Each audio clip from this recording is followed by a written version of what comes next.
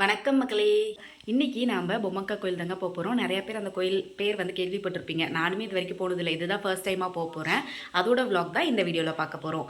வாங்க வீடியோக்குள்ளே போகலாம். வந்து வீடெல்லாம் தொடச்சி கூட்டி எல்லாமே ரெடி பண்ணியாச்சுங்க. ஆனால் வந்து பாத்திரம் மட்டும் நைட் வந்து கொஞ்சம் பெண்டிங் ஆகிடுச்சு. கழுவணும். பாப்பாவை பார்த்துட்டு மற்ற வேலைகளும் பார்க்கறது கஷ்டமாக இருந்துச்சு. நைட் ரொம்பவே சீக்கிரமாக ரொம்ப அழுதாங்க. ஸோ இன்னும் ஃபீட் பண்ணிட்டு இருக்கிறதுனால அவங்கள ஃபீட் பண்ணி தூங்க வச்சிட்டேன். அப்புறம் எனக்கும் தூக்கம் வந்ததால் தூங்கிட்டேன். பாத்திரம் கழுவ முடியல. ஸோ அதை தான் வந்துட்டு கழுவிட்டு நம்ம ரெடியாக போகிறோம். இங்கே பாருங்கள், இவ்வளோ பாத்திரம் வந்து இருக்குது. ஸோ இதெல்லாம் கழுவிட்டு நம்ம டக்குன்னு ரெடி ஆகிடலாம். விலை கழுவலாம் அப்படின்னு போகிறதுக்குள்ளே அப்பா வந்து பால் எடுத்துக்கோ, காஃபி போட்டுக்கோன்னு சொல்லி சொன்னார். எதாவது எங்கள் மாமனார். ஸோ அதனால் பால் வந்து எடுத்துகிட்டு வந்தாச்சு. விலை கழுவிட்டு அதுக்கப்புறமா நம்ம இதை கண்டினியூ பண்ணலாம். கழுவுறது அப்படின்றது எப்பயுமே ஒரு நெவர் எண்டிங் ப்ராசஸாக இருக்குதுங்க. ஒரு டைம் கழுவ ஸ்டார்ட் பண்ணோம் அப்படின்னா ஒரு அரை மணி நேரம் இல்லாமல் அது முடிக்கவே முடியாது. எப்பயுமே அந்தளவுக்கு பாத்திரம் வந்து சேர்ந்து போயிடுது. ஏன்னே தெரியல, அவ்வளோ பாத்திரம் வந்து எப்படி தான் வருதுன்னே தெரியல. கழுவிட்டே இருக்க மாதிரி தான் இருக்குது, ஆனாலும் பாத்திரம் சேர்ந்துருது. ஒரு வழியாக கழுவி முடிச்சிட்டேன். சரி ஒரு காஃபி போட்டு குடிக்கலாம்னு சொல்லிட்டு பால் காய வச்சேங்க. ஒரு 7 o'clock போல் கிளம்பலாம் அப்படின்னு சொல்லி முடிவு பண்ணியிருந்தோம். அதனால் கொஞ்சம் ஃபாஸ்ட்டாக கிளம்ப வேண்டியதாக இருந்துச்சு. தலையெல்லாம் கொஞ்சம் காய வைக்கிறதுக்காக டைம் இல்லை. சரின்னு சொல்லி ஃப்ரீ ஹேரே விட்டுக்கலாம்னு சொல்லி ஒரு கிளிப் மட்டும் போட்டுட்டு ரெடி ஆகிட்டேன். கோயிலுக்கு போனோம் அப்படின்னா எல்லாமே சுத்தபத்தமாக எடுத்து வச்சு அப்படி தாங்க கோயிலுக்கு போக வேண்டியது இருக்கும். அதனால் முன்னாடி நாள் வந்து பெட்ஷீட் துவைக்கிறது, மற்ற வீடு க்ளீன் பண்ணுறது இதெல்லாம் பண்ண வேண்டியது இருக்கும். அடுத்ததாக நாம் வந்து எல்லாம் ரெடி ஆகிட்டு தலைக்கெல்லாம் குளிச்சுட்டு ரெடியாக வேண்டியது இருக்கும். இப்போ பாப்பாவும் இருக்கிறதுனால அவங்களையும் கிளப்பி ரெடி பண்ணுறது அப்படின்றது கொஞ்சம் டாஸ்க்காக தான் இருக்குது. எப்படியோ ஒரு 7 o'clock அப்படின்றது 7:20 போல் எல்லாருமே வந்து கிளம்பிட்டோம். நம்ம போகிறது வந்து பெரியசாமி பொம்மக்கா கோயில். இது வந்து நாமக்கல் டிஸ்ட்ரிக்டில் வந்து இருக்குங்க. ஸோ நாங்கள் வந்து எங்கள் வீட்டிலேருந்து கிட்டத்தட்ட ஒரு 2 hours வந்து ஆயிடுச்சு.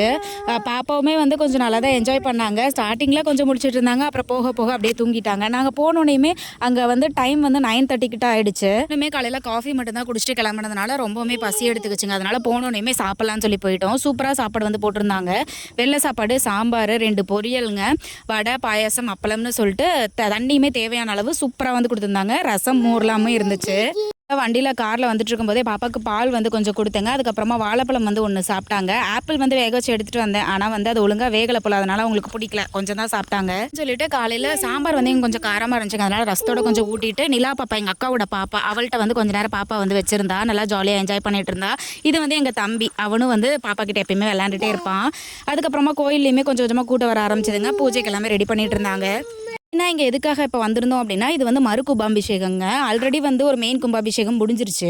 ஸோ அதுக்கப்புறமா மறு கும்பாபிஷேகம்னா பக்கத்தில் ஏதோ ஒரு கட்டிடம் மாதிரி கட்டியிருக்காங்க. ஸோ அதுக்காக ஒரு தனியாக ஒரு மறு கும்பாபிஷேகம் மாதிரி வந்து செஞ்சுருந்தாங்க. ஸோ அதுக்காக தான் வந்து இந்த கோயில் சார்ந்த மக்கள் எல்லாருமே வந்து வந்திருந்தாங்க. ஆகும்போதே சாமிக்கு முன்னாடி வந்து அந்த ஹோமம் வந்து வளர்த்துருந்தாங்க. ஸோ எல்லாருமே அதை வந்து தொட்டு கும்பிட்டு சந்தன குங்குமம்லாம் வச்சுட்டு இருந்தோம். அதே மாதிரி அந்த டைமில் அந்த உடுக்க அடித்ததுனால ஒருத்தங்களுக்கு வந்து செமையாக சாமி வந்துருச்சு. அதே மாதிரி அங்கே பூஜை பண்ணுவாங்கல்ல, அவங்களுக்குமே வந்துட்டு ரொம்ப சாமி வந்துருச்சு. ஸோ அவங்களுக்கு வந்து எலுமிச்சம்பழம்லாம் கொடுத்து கொஞ்சம் கண்ட்ரோல் பண்ணிட்டாங்க. அடுத்ததாக வந்து உள்ளே போய் மெயின் சாமியை வந்துட்டு கும்பிட்டோம். ரொம்பவுமே வந்து பீஸ்ஃபுல்லாக இருந்துச்சு, நல்லா இருந்துச்சு தரிசனம். அடுத்ததாக வந்துட்டு 2 குதிரை மேலே உட்காந்த சாமியும் வந்துட்டு 2 இருந்துச்சு. அதை கும்பிட்டுட்டு அதுக்கப்புறமா பொம்மக்கான்னு சொல்லிட்டு இன்னும் கொஞ்சம் தூரம் உள்ளே நடந்து போனோன்னா காட்டுக்குள்ளே அந்த மாதிரி வந்து இந்த மாதிரி சாமி வந்து வச்சுருக்காங்க. இந்த பொம்மக்கா சாமியுமே பார்க்க ரொம்ப அழகாக இருந்தாங்க. சைடில் கொண்டெல்லாம் வச்சு நல்லா அழகாக இருந்தாங்க. அதுக்கப்புறமா இந்த மரத்தில் வந்துட்டு வேண்டிட்டு இந்த மாதிரி கட்டுவாங்க போல இருக்குது. இந்த சைட்லேயுமே அந்த பொம்மக்காவுக்கு ஆப்போசிட்லேயே இந்த மாதிரி மாடோட சிலையுமே இருந்துச்சு. பக்கத்தில் ஒரு பெண் நிற்கிற மாதிரி ஒரு சாமியோட சிலையுமே இருந்துச்சு. அதுக்கப்புறமா கும்பாபிஷேகம் 2 சாமிக்குமே தண்ணி ஊற்றிட்டு எல்லாத்துக்குமே தண்ணி வந்துட்டு தேவையான அளவு ஏதாவது கேனில் வேணும்னா ஊற்றி கொடுத்தாங்க. அதுக்கப்புறமா எல்லாத்து மேலேயும் தெளிச்சு விட்டாங்க. எல்லாருமே வந்துட்டு சூப்பராக வந்து எல்லாத்து மேலேயும் படுற மாதிரி தெளிச்சு விட்டாங்க. அதுக்கப்புறமா எல்லாத்தையும் முடிச்சுட்டு மணி போல் கிளம்பிட்டோங்க. வர வழியில் எல்லாருமே தூங்கிட்டோம். ஏன்னா செம்ம டயர்டு. இந்த கோயில் வந்து நாமக்கல் டிஸ்ட்ரிக்டில் இருக்குங்க. ஸோ டைம் கிடைச்சா கண்டிப்பாக போயிட்டு வாங்க. இந்த மாதிரி யூஸ்ஃபுல்லான வீடியோஸ்க்கு மறக்காம நம்ம சேனலை சப்ஸ்கிரைப் பண்ணிட்டு உங்கள் ஃப்ரெண்ட்ஸ் அண்ட் ஃபேமிலிக்கு ஷேர் பண்ணுங்கள். நாங்கள் சேஃபாக வீட்டுக்கு வந்துட்டோம். Ta-ta by.